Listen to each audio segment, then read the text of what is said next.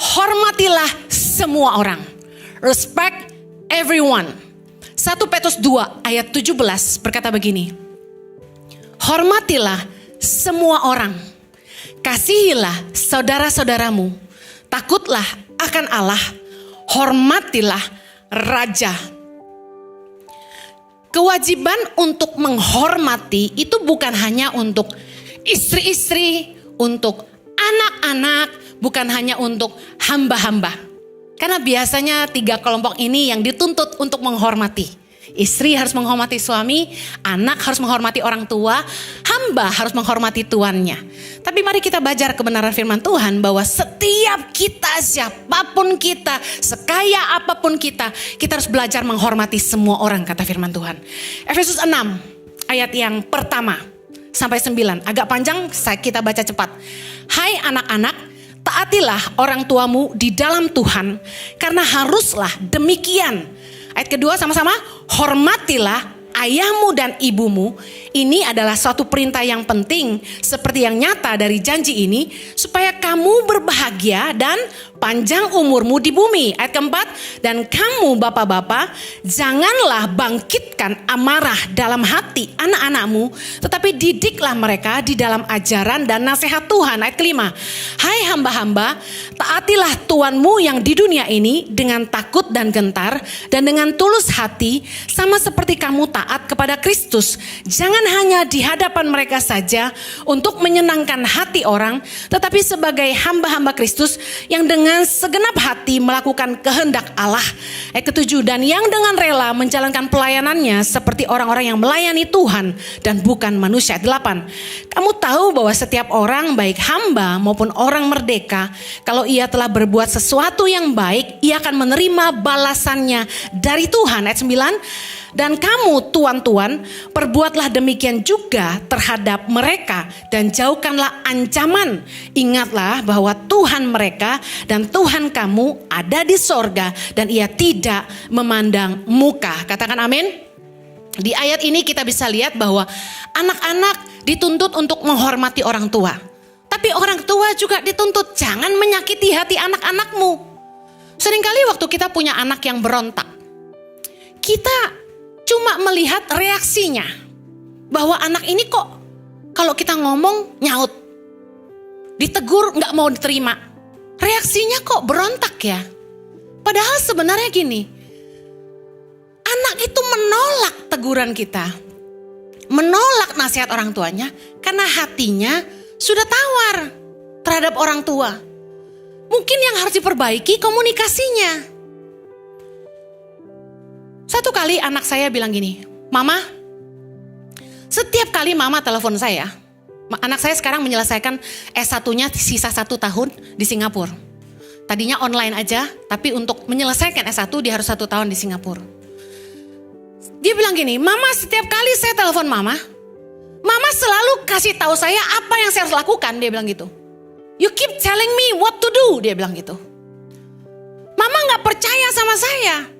Seolah-olah Mama masih memperlakukan saya seperti anak kecil, dia bilang gitu. Saya kaget. Karena anak saya itu gak pernah gitu. Saya punya anak perempuan itu, kembar. Dari dulu tuh nurutnya luar biasa. Baik banget. Sekolah pinter, gak usah disuruh bikin PR. Assignment dia kerjain, dia tahu time managementnya bagus. Saya syok kenapa dia bereaksi seperti itu. Kemudian saya diam, saya gak marah. Saya merenungkan, salahnya di mana ya? Karena seringkali sebagai orang tua, waktu anak itu mulai bereaksi seperti memberontak, seperti gak nurut, kita malah marah dan tekan mereka. Kita gak terima. Kita biasanya akan langsung gini, jangan berani ngomong gitu sama mama gitu kan ya. Saya pernah kayak gitu. Tapi waktu dia ngomong gitu, saya mulai ngerenung. Rese juga ya kalau punya mama kayak begini ya. Tiap kali telepon, jangan lupa begini, jangan lupa begitu. Namanya emak-emak cerewet kan ya. Ngaku. Tapi saya ngomong sama anak saya, I'm sorry. I cannot help myself. Maafkan saya jadi mama yang I just worry about you gitu.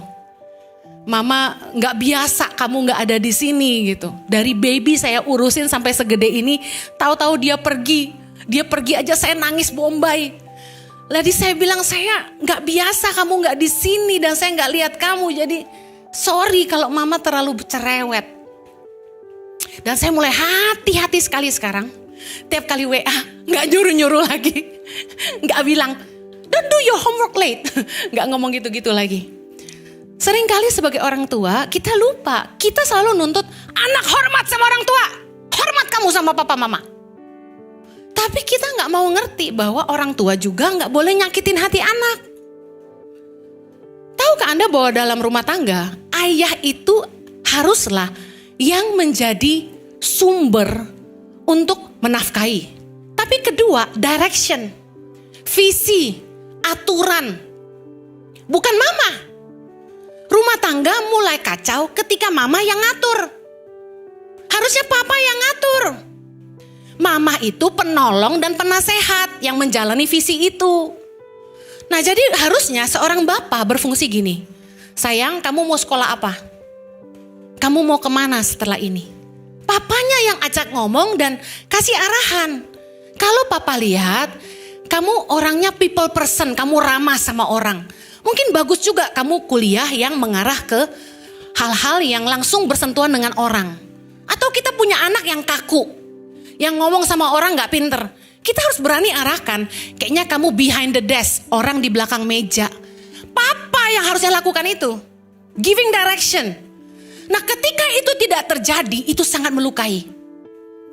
Anak-anak jadi gak punya arahan, gak heran rumah tangga berantakan. Dan ketika anak bikin salah, contoh, kuliahnya berantakan. Dia salah milih, dia pilihnya teknik industri. Padahal dia gak ngerti, susah. Akhirnya IP-nya rendah, 2,6, 2,4. Papa marah, papa banting tulang kerja keras buat kamu sekolah. Nilai kamu jelek terus. Sih, melukai. Padahal salah siapa? Papa gak kasih arahan. Firman Tuhan itu keren sekali. Jangan nuntut anak terus hormat sama orang tua.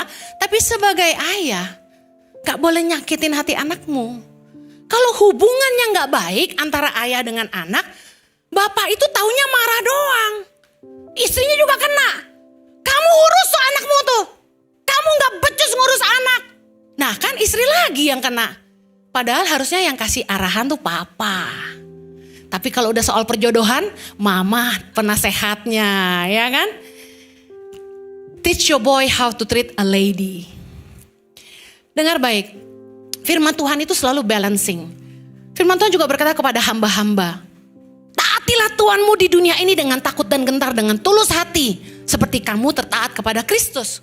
Wah, itu sih gak usah diajarin, kita semua nuntut bawahan, hormat sama atasan, betul gak? Pernah gak punya bawahan yang kurang ajar? Saya pernah, kurang ajarnya luar biasa. Ngomongnya kasar sama saya. Tentu hari ini sudah tidak ada di sini ya. Tapi kalau dia dengar khotbah ini, saya percaya dia sudah bertobat ya. Dengar baik. Tapi firman Tuhan juga ajarkan kepada tuan-tuan, ayat 9. Perbuatlah demikian juga terhadap mereka. Artinya apa? Tuan-tuan juga harus belajar menghargai bawahannya. Kita harus respect sama staf kita. Tahukah Anda kemajuan sebuah perusahaan ditentukan dari karyawannya? Karena bos kan cuma duduk di atas. Yang kerja di bawah siapa? Bawahan. Anda punya restoran. Masakan kokimu menentukan kualitas restoranmu. Iya apa tidak? Kemudian servis para waitress di restoranmu menentukan kualitas restoranmu. Iya atau tidak? Bukan punya siapa restorannya. Saya jamin kalau Henny Kristianus buka restoran, bantu ya, tiap piring sama dengan 1 piring nasi buat anak-anak Indonesia. Tapi terus kokinya masaknya gak ada rasa, waitressnya kasar. Mas, ada tempat duduk? Cari aja sendiri. Datang gak orang kira-kira? Saya mau kasih tahu, sometimes kita nuntut karyawan mesti tunduk sama kita. Kerja yang benar loh, nuntut gaji gede aja loh. Tapi bagaimana bos juga mesti ngerti hak-hak karyawan dan belajar respect sama mereka. Tentu karyawan yang kerjanya gak maksimal, kinerjanya rendah, aji mumpung ya. kerjanya gak maksimal, jadi beban buat perusahaan, dan yang kayak gini ditendang aja. Tapi kalau dia, misalnya gini, dia selalu achieving the target selalu sampai. Bahkan keberadaan dia mendatangkan keuntungan bagi perusahaan. Omset perusahaan Anda double gara-gara dia. Berkat dia customer rame. Karena kadang-kadang karena waitress tuh baik. Orang not necessarily restoran kita paling enak. Tapi orang datang lagi karena dia hafal nama tamu-tamu. Halo Ibu Lina, selamat datang. Halo Ibu Hani, silakan datang. Orang seneng. Bener gak? Apalagi gak usah ditanya lagi.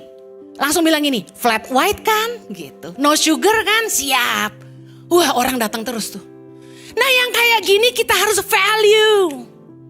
Ada karyawan yang tipenya itu datang ke perusahaan komplain doang. Ah, ini perusahaan kurang bonafit. Masa gak ada strategi yang jelas? Masa begini-begini aja gak jelas nih job desk karyawan? Tapi ada karyawan-karyawan yang kita bisa lihat, dia mikirin banget perusahaan. Dia mikirin gimana caranya dia bisa berkontribusi lebih buat perusahaan itu. Dia gak hitungan waktu. Nah yang kayak gini kita harus value. Jadi bos jangan pelit-pelit banget. Naikin gaji lah. Loh, naikin gaji itu kan setahun sekali Bu Heni. Nanti dong tunggu tahun depan. Gue kasih tahu, bagus-bagus kayak gini, lu gak hargai, disikat orang lain.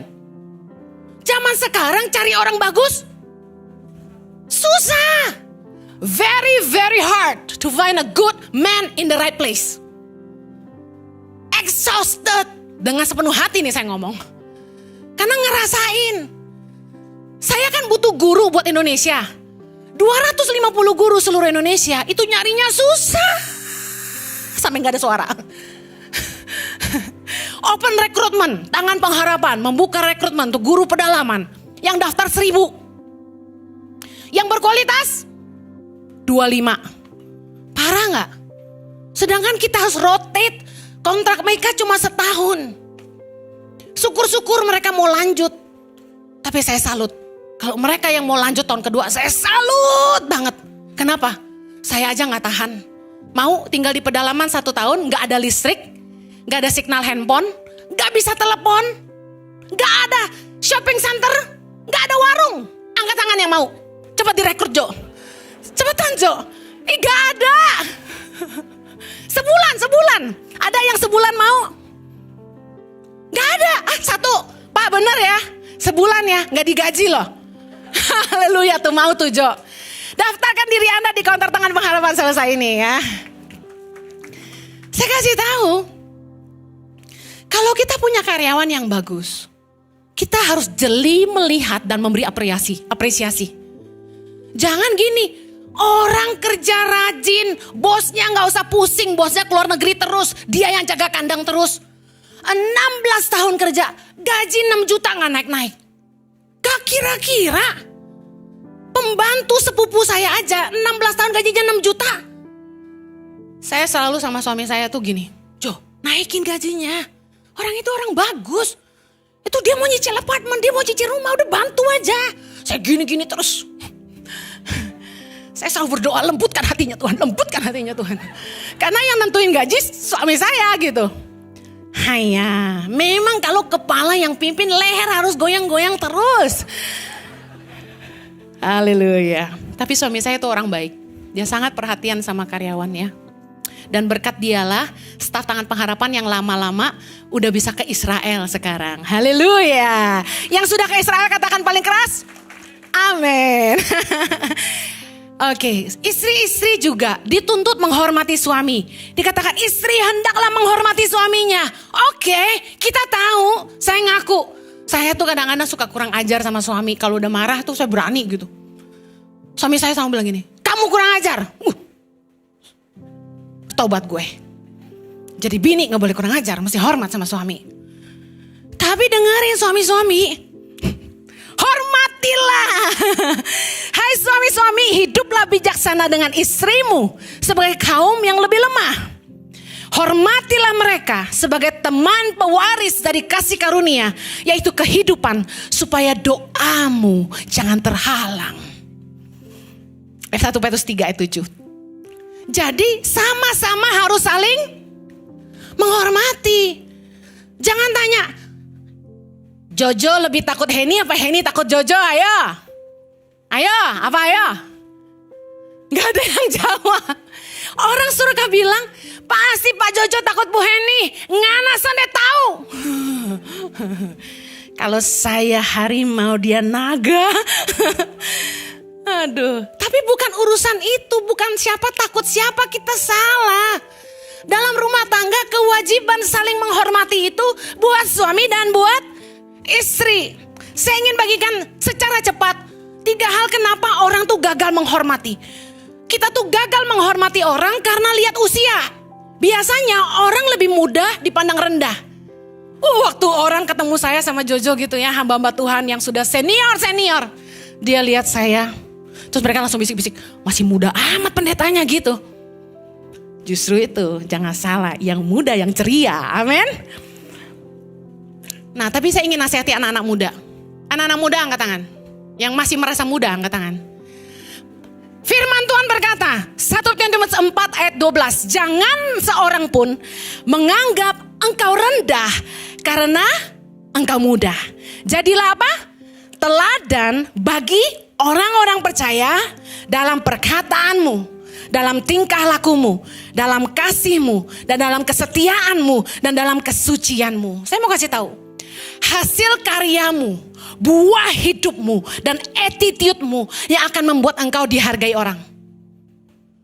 Saya kenal suami saya ini dari sangat-sangat muda. Saya kenal Jojo umur 17 tahun. Dia sudah melayani. Lucu, masih muda, udah pakai dasi, pakai jas, celana kain baggy, zaman dulu kan. Pakai sepatu basket, pakai tas ransel. Jadi kayak lucu gitu, anak kecil, pelayanan gitu. Saya masih ingat mudanya Jojo lucu sekali gitu, culun banget. Tapi ganteng ya. Tapi saya lihat satu hal, tidak ada satu orang pun, mau yang paling muda sampai yang paling tua menganggap dia rendah. Dia dihargai. Bahkan oleh hamba-hamba Tuhan besar, sebutlah yang besar di Indonesia, mereka sangat menghargai Jojo. Bukan saya ngalem suami sendiri, tapi it's the fact, saya lihat dari muda sampai tua semua respect dia. Kenapa? Karena perilaku, attitude, karena buah kehidupannya, manis, karya-karyanya. Dari muda dia punya ketulusan dalam melayani. Dia cinta banget sama Tuhan dan sangat cinta jiwa-jiwa. Kadang-kadang greget saya sama dia. Udah capek, diam, duduk tenang. Nggak bisa. Bapak, mau dibantu apa? Ibu, mau dibantu apa? Dari masih sekolah, dikasih mobil sama mamanya. Saya ingat waktu itu masih pakai Katana. Antar jemput jemaat datang gereja. Yang ngisi bensin siapa? Mamanya. Tapi mamanya salahin saya. Pacaran sama si Henny. Nonton lu bayarin, makan lu bayarin, bensin lu habisin. Lah gue yang kena. Padahal itu duit habis ngisi bensin buat ngantar jemaat gereja. Malah makan gue yang bayar. Malah baju gue yang beliin. Saya mah dulu waktu pacaran rada on. Kalau cewek biasa morotin cowok, makan dibayarin, gue kebalikan. Soalnya saya demen dandanin orang. Saya greget lihat dia pakai baju. Udah celana panjang katun baggy, kaos putih, kemeja garis-garis, udah kayak encek-encek. Bebe lagi, ngerti bebe? Baby blue gak deh. Enggak, gue terjemahin jahat banget ya. Saya beliin parfum, saya ajarin pakai deodoran, saya ajarin pakai gel. Saya antar ke salon, saya beliin baju yang keren. Pertamanya lucu, dia masih belum ngerti. Dia pakai celana orange kemeja merah. Aduh, Jojo terlalu berani ngana. Manado ya. So saya ajarin pakai gel, saya ajak ke salon. Saya bilang sama tukang salon, bikin rambutnya begini. Begitu dia pulang, mamanya langsung pegang-pegang bilang gini, lu apain tuh rambut kayak pentol korek api? Kata dia, Henny yang suruh. Abis rambutnya lucu kayak Charlie Chaplin gitu. Lihat ganteng gini. Makeover by Henny Christianus. Amen. Nah, saya mau kasih tahu, kalau kita nggak mau dipandang rendah orang, hasilkan karya-karya terbaik. Satu hal yang membuat Jojo tidak bisa dipandang rendah adalah dia sopan. Kalau Anda ingin dihargai, Anda harus belajar menghargai orang lain. Jojo sangat respect sama semua orang. Miskin, kaya, tua, muda. Dia gak pandang, dia layani dengan sepenuh hati. Dia gak pernah nanya, Bapak usaha apa? Yang kaya dia baik. Bapak usaha apa? Yang saya punya warung. Ya udah, enggak gitu. Suami saya luar biasanya di situ. Ini kamu harus lebih sayang sama aku loh. Aku khotbah nih baik-baikin kamu. Soalnya saya mau ceritain siapa lagi. Kan cerita orang yang saya tahu dengan mata kepala saya sendiri. Betul gak? Tapi Yesus itu luar biasa ngubah hidup dia. Sekali lagi Tuhan yang luar biasa. Kenapa? Dari anak yang lahir di keluarga yang bisa dibilang dingin. Gak bisa perhatian. Cuek. Tapi bisa dipakai Tuhan mengasihi jiwa-jiwa. Kalau bukan Tuhan siapa? Amen. Haleluya. Tepuk tangan buat Tuhan kita yang hebat. Yang berikutnya, orang tuh bisa gagal menghormati orang lain karena seringkali lihat harta sama tahta. Status sosial menjadi penting. Kita gak usah munafik lah. Saya juga kadang-kadang gitu. Susah. Kadang kita sama orang yang bilanglah pembantu, pengasuh, tukang parkir, tukang sampah, waitress, orang yang tukang pijat, siapa lagi? Waitress restoran, pedagang kaki lima, office boy, office girl, kasir supermarket, pelayan toko. Orang-orang yang kita tahu miskin, susah. Ada sedikit paling gak dalam hati, perbedaan dalam hati kita. Itu udah kayak otomatis gitu loh. Tapi firman Tuhan berkata bahwa memandang muka adalah sebuah dosa. Yakobus 2 ayat 1 sampai 9. Perikopnya berjudul gini, jangan memandang muka. Ayat pertama, kita baca sama-sama. Yakobus 2 ayat 1. Saudara-saudaraku, sebagai orang yang beriman kepada Yesus Kristus Tuhan kita yang mulia, janganlah iman itu kamu amalkan dengan memandang muka. Ayat berikutnya. Sebab jika ada seorang masuk ke dalam kumpulanmu dengan memakai cincin emas dan pakaian indah, dan datang juga seorang miskin ke situ dengan memakai pakaian buruk, dan kamu menghormati orang yang berpakaian indah itu dan berkata kepadanya, silakan Tuan duduk di tempat yang baik ini. Sedang kepada orang yang miskin itu kamu berkata, berdirilah di sana atau duduklah di lantai ini dekat tumpuan kakiku. 4. Bukankah kamu telah membuat perbedaan di dalam hatimu dan bertindak sebagai hakim dengan pikiran yang jahat? Dengarkanlah hai saudara-saudara yang kukasihi, bukankah Allah memilih orang-orang yang dianggap miskin oleh dunia ini untuk menjadi kaya dalam iman dan menjadi ahli waris kerajaan yang telah dijanjikannya kepada barang siapa yang mengasihi dia? Tetapi kamu telah menghinakan orang-orang miskin. Bukankah justru orang-orang kaya yang menindas kamu dan yang menyeret kamu ke pengadilan? Bukankah mereka yang menghujat nama yang mulia yang olehnya kamu menjadi milik Allah? Akan tetapi jikalau kamu menjalankan hukum utama yang tertulis dalam kitab suci, kasihilah sesama manusia seperti dirimu sendiri, kamu berbuat baik. Ayat 9. Tetapi jikalau kamu memandang muka, kamu berbuat dosa, dan oleh hukum itu menjadi nyata bahwa kamu melakukan pelanggaran. Tahukah saudara bahwa Yesus itu lebih banyak berkumpul dengan orang-orang yang tersingkirkan di zamannya daripada orang-orang yang terhormat di masyarakat. Contoh, Yesus lebih banyak bersama orang-orang sakit. Berkali-kali dia sembuhkan mereka yang kusta, mereka yang buta. Kemudian Yesus itu seringkali ditemukan bersama dengan orang-orang yang ditolak di masyarakat. Bahkan mungkin terbilang sampah. Contoh, orang-orang berdosa, pemungut cukai. Ada perempuan berdosa yang mengurapi kaki Yesus. Berkali-kali dikatakan bahwa orang Farisi melihat Yesus sedang duduk makan di rumah orang berdosa. Kemudian Yesus kerap kali bersama orang-orang miskin lebih banyak. Ya, Yesus menghabiskan waktunya di Galilea lebih banyak daripada di Yerusalem. Kalau kita ke Yerusalem, kita akan ngerti bahwa Yerusalem itu kelompok the have. Orang-orang high class. Ibarat mentengnya gitu. Di dataran tinggi, Galilea di sekitaran Danau Tiberias itu orang-orang yang di Nazaret itu orang-orang miskin. Tapi Yesus lebih banyak kumpul di Nazaret sama orang-orang miskin. Kalau melihat dari kenyataan ini, saya percaya bahwa Yesus lagi ngajarin kita gak boleh bedain orang. Bahkan berita kabar baik bagi dunia yang begitu besar tentang kelahiran Sang Juru Selamat pertama kali diberitakan malaikat kepada siapa? para gembala di padang gurun. Dengar baik.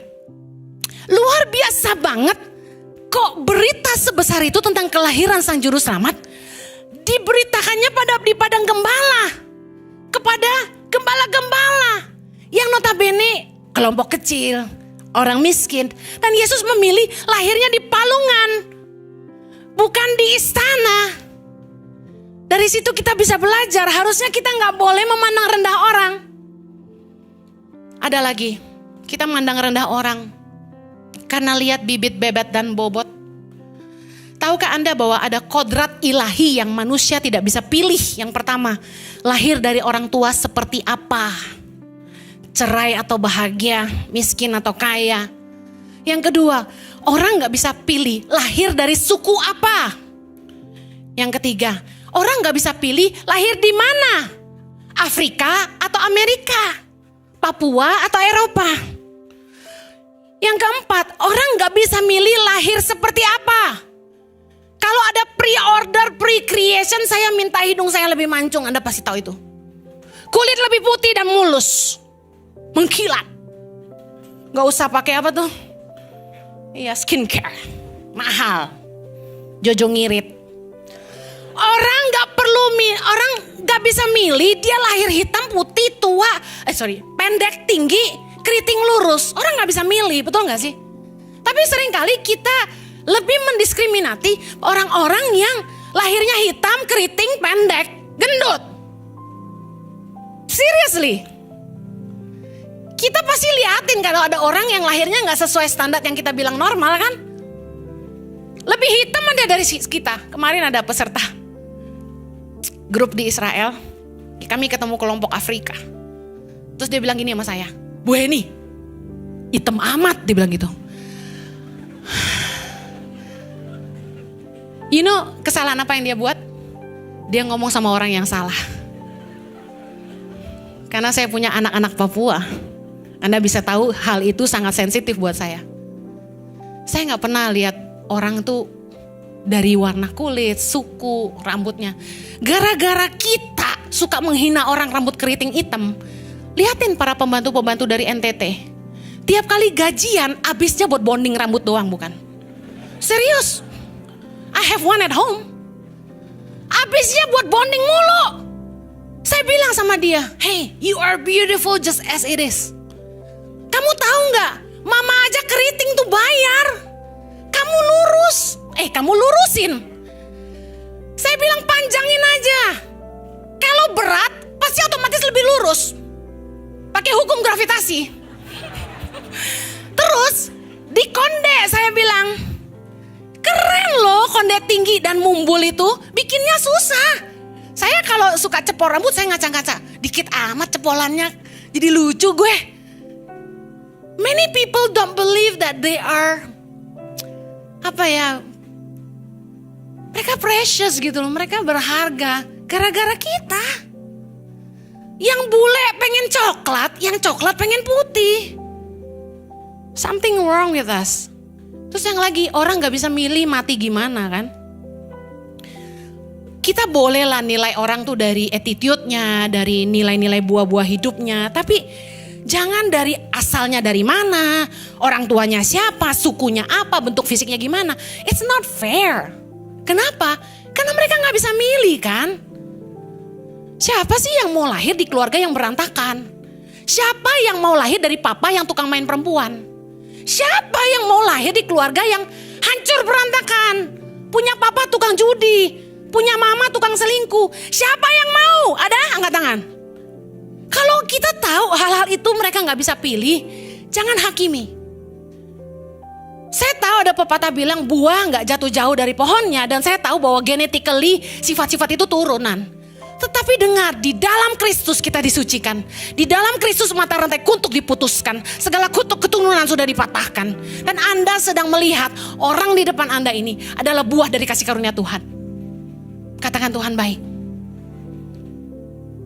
Saya pernah ngalami penolakan itu dari pihak calon mertua dulu. Karena papa mama saya dan sebagainya. Tapi dengar, hari ini saya hidup di dalam hukum kasih karunia. Bahwa saya tidak hidup seperti orang tua saya. Amin. Yang terakhir, kita seringkali itu gagal menghormati orang karena perbedaan suku dan agama. Kisah Rasul 10 ayat 34.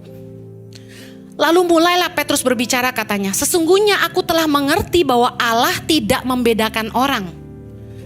Setiap orang dari bangsa manapun yang takut akan Dia dan yang mengamalkan kebenaran berkenan kepadanya. Ayat 36, itulah firman yang Ia suruh sampaikan kepada orang-orang Israel, yaitu firman yang memberitakan damai sejahtera oleh Yesus Kristus yang adalah Tuhan dari semua orang. Satu kali Petrus mendapat penglihatan. Tuhan suruh dia makan barang-barang yang najis. Dan Petrus menolak. Tapi kemudian Tuhan memberi pengertian kepada Petrus bahwa Tuhan juga melawat orang-orang di luar bangsa Yahudi. Tuhan juga bekerja di dalam hidup mereka sama seperti Tuhan bekerja di dalam diri orang-orang Yahudi. Bahwa Tuhan mengasihi orang-orang di luar bangsa Yahudi. Seperti kita hari ini. Kita orang-orang yang beroleh kasih karunia dikasihi Tuhan, padahal kita bukan orang Israel. Dengan baik, agama itu selalu menjadi tembok pemisah. Tapi firman Allah dikatakan, Allah adalah berita damai sejahtera oleh Kristus. Harusnya kita gak perlu menghakimi agama orang lain. Harusnya kita gak usah menghakimi orang lain malah. Karena agama itu cuma tembok pemisah. Di dalam Kristus tidak ada agama. Baca Alkitabmu, Anda gak akan menemukan Yesus bikin agama baru. Gak ada agama. Yesus datang cuma bawa cinta buat dunia. Setuju? Nah, saya bersyukur setiap kali saya sama suami bawa grup ke Holy Land, ada orang-orang Katolik, ada orang-orang Kristen, ada yang Buddha, maaf, ada yang Muslim. Amazing, right? YouTube saya, khotbah-khotbah saya, Tuhan pakai untuk bicara buat hidup banyak orang, segala agama. Banyak orang Kristen yang gak ngerti bahwa inilah cara Tuhan bekerja. Agama adalah tembok pemisah, tapi ketika orang dengar firman Allah, ini adalah berita damai sejahtera yang membawa orang kepada pengenalan akan Allah. Saya gak peduli mereka gak mau baptis, saya gak peduli mereka gak mau menjadi Kristen, saya gak peduli mereka gak mau ke gereja, asalkan mereka dengar firman Allah dan mereka menjadi sungguh-sungguh mencari Allah. Kalau memang Yesus kita besar, kalau orang sungguh-sungguh cari Tuhan, Anda rasa dia ketemu gak kira-kira? I believe it. I believe it with all my heart. Jangan judge agama orang lain. Jangan menghina orang lain. Lu belum ke gereja ya? Lu belum baptis ya? Gak masuk surga lo. Coba bilang. Emang udah ada jaminan yang ke gereja pasti masuk surga? Kita gak pernah tahu. Yang kita bisa lakukan sekarang adalah beritakan kebenaran. Beritakan kebenaran. Jadilah kasih Tuhan buat mereka. Kalau kita sebut kita orang Kristen, tahu gak Kristen apa? Christianity is simply gini. The reflection of Christ, the image of Christ. Pertanyaan saya sederhana. Orang bisa lihat Yesus gak di dalam hidup kita? Karena kemanapun kita pergi, harusnya kita memberitakan tentang Kristus. Dan harusnya orang bisa mencium keharuman pengenalan dengan Kristus. Tapi kalau di dunia, kita gak jadi berkat buat orang lain. Kita jahat sama orang. Kata-kata kita selalu menyakiti orang lain. Kita gak excellent di dunia kerja. Kita dagang nipu. Kita gak sayang sama orang tua. Gimana Yesus mau diberitakan? It's not about religion. Amen. Jangan pandang rendah orang lain, hormatin aja. Gak usah bilang kok dia sembahyang patung. Why do you care? Doain dia dong. Karena gak ada orang yang bisa datang sama Tuhan kalau bukan pekerjaan Roh Kudus. Jadi harus tahu pengenalan akan Tuhan adalah kasih karunia. Dengan begitu kita menghargai keselamatan yang Tuhan berikan. Anda gak akan menyelamatkan jiwa-jiwa dengan cara menghina mereka. Trust me. Kalau Anda punya suami atau istri atau orang tua yang masih beda agama, jangan hina. Saya mau akhiri dengan kesaksian ini. Papa kandung saya menikah dengan seorang agama Muslim. Satu kali papa masuk rumah sakit, saya ke rumah sakit ketemu, ada istrinya, ada anak-anaknya, Nah, saudara tahu dari kisah hidup saya bahwa orang tua saya abandon saya.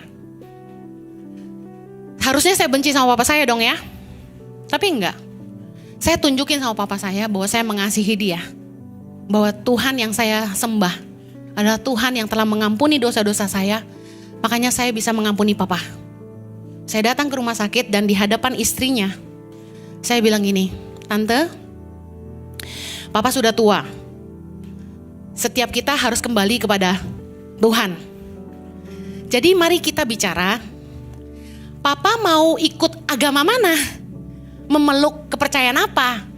Kalau papa memilih ikut tante, menjadi muslim, saya hargai. Saya akan tetap datang. Tapi kalau papa mau ikut kepercayaan saya, tante perlu dengar, supaya setelah papa gak ada, kita gak bertengkar. Keluarga kami multi religi. Dan saya belajar menghargai itu.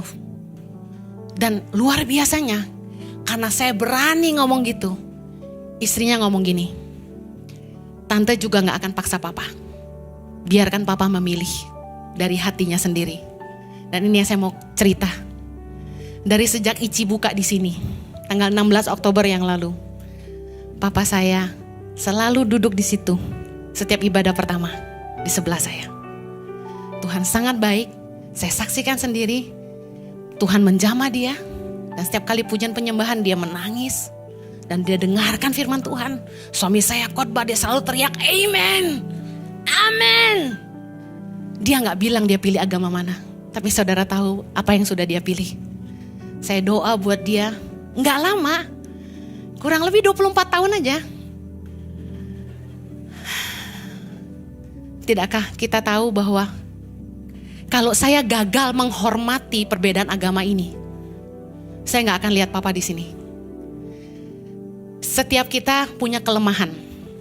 Saya akan lanjutkan khotbah ini minggu depan tentang bagaimana kita tidak menghakimi dan kita tetap bisa menghormati orang yang di mata kita salah. Amen. Saya berdoa firman ini jadi kebenaran yang memerdekakan ke setiap kita. Jangan mandang rendah orang karena dia muda. Jangan mandang rendah orang karena soal tahta dan harta, karena status sosial mereka. Dan jangan memandang rendah orang karena perbedaan agama dan suku. Mari hargai semua orang, mari hormati mereka. Orang yang tahu menghormati pasti dihormati, katakan amen. Mari kita berdoa. Bapa di sorga, tolong kami supaya kebenaran firman-Mu ini memerdekakan kami. Supaya kami belajar menghargai semua orang seperti yang firman-Mu katakan. Kami tidak pandang rendah orang lain. Meskipun mereka karyawan kami, meskipun mereka gak punya uang, mereka mungkin orang-orang kecil, kami mau belajar menghargai mereka. Kami mau belajar menghargai orang-orang yang beda agama dengan kami, beda kepercayaan, beda suku. Tuhan, kami gak mau memandang muka karena kami tahu itu adalah dosa. Tolong umat-Mu supaya mereka menjadi dewasa. Di dalam nama Yesus kami berdoa. Amen. Jesus bless you. Have a great Sunday.